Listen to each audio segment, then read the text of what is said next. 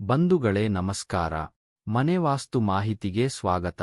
ನಾವು ನೀಡುವ ಮಾಹಿತಿ ನೇರವಾಗಿ ಪಡೆಯಲು ನಮ್ಮ ಚಾನಲನ್ನು ಸಬ್ಸ್ಕ್ರೈಬ್ ಮಾಡಿ, ಒಂದು ಲೈಕ್ ಕೊಟ್ಟು ಪ್ರೋತ್ಸಾಹಿಸಲು ಮರೆಯದಿರಿ. ಇಂದಿನ ವಿಷಯ: ನಮ್ಮ ಮನೆಗಳಲ್ಲಿ ಮನೆಯ ಒಳಗಿನ ಮತ್ತು ಹೊರಗಿನ ವಠಾರದ ಮನೆಯ ವಾಸ್ತು ತಪ್ಪಿದಾಗ ಯಾವ ಸಮಸ್ಯೆಗಳು ಬರಬಹುದು ಎಂಬ ವಿಷಯದ ಬಗ್ಗೆ ತಿಳಿದುಕೊಳ್ಳೋಣ.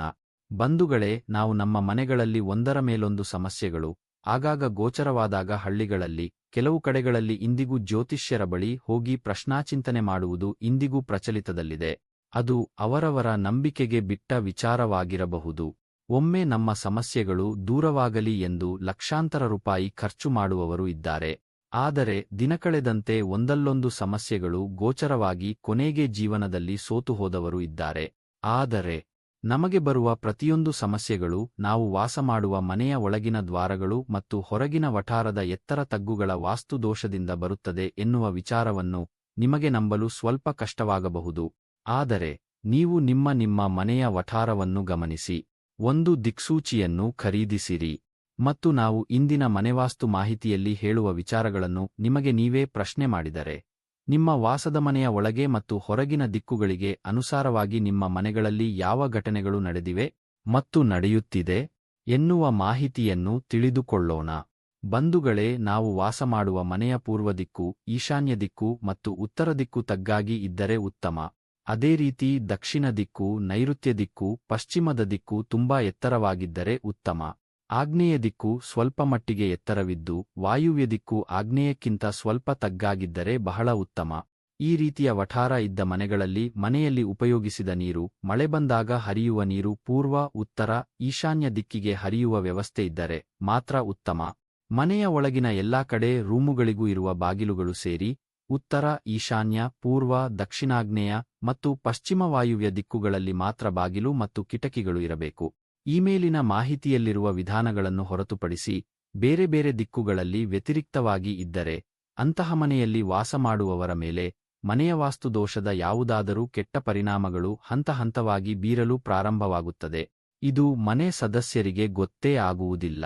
ಒಳಗಿಂದೊಳಗೆ ಸಮಸ್ಯೆಗಳನ್ನು ಅನುಭವಿಸುತ್ತಾ ತಮ್ಮ ಸಮಸ್ಯೆಗಳು ಯಾರಿಗೂ ಗೊತ್ತಾಗದಂತೆ ಶೋಕಿ ಜೀವನ ಶೈಲಿಯನ್ನು ನಡೆಸುವವರು ಇಂದಿನ ದಿನದಲ್ಲಿ ಕಂಡುಬರುತ್ತಾರೆ.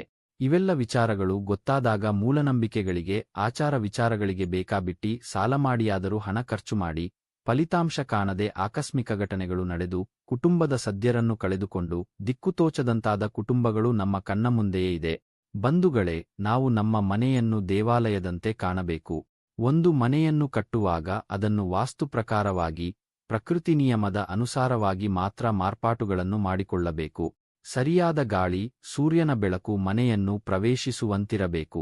ಮನೆಯೊಳಗೆ ಉಚ್ಚವಾದ ಸ್ಥಾನದಲ್ಲಿ ಮಾತ್ರ ಬಾಗಿಲು, ಕಿಟಕಿ, ನೀರನ್ನು ಉಪಯೋಗಿಸುವ ವ್ಯವಸ್ಥೆಯನ್ನು ಮಾಡಿಕೊಂಡಿರಬೇಕು. ಮನೆಯ ಹೊರಗಿನ ವಠಾರ ಪ್ರಕೃತಿದತ್ತವಾದ ಸ್ಥಳವನ್ನು ಕಾಂಪೌಂಡ್ ನಿರ್ಮಿಸಿಯಾದರೂ ದಿಕ್ಕುಗಳಿಗೆ ಅನುಸಾರವಾಗಿ ಸರಿಪಡಿಸಿಕೊಳ್ಳಬೇಕು. ಇವೆಲ್ಲವೂ ಕೊಂಚ ಸರಿಯಾಗಿದ್ದ ಮನೆಯನ್ನು ಗಮನಿಸಿದರೆ ಅಂತಹ ಮನೆಯಲ್ಲಿ ಯಾವುದೇ ಭಯಾನಕ ರೋಗರುಜಿನಗಳು, ಅಂಗವೈಕಲ್ಯತೆ, ಆಕಸ್ಮಿಕ ಘಟನೆಗಳು ನಡೆದದ್ದು ಕಂಡುಬರುವುದಿಲ್ಲ.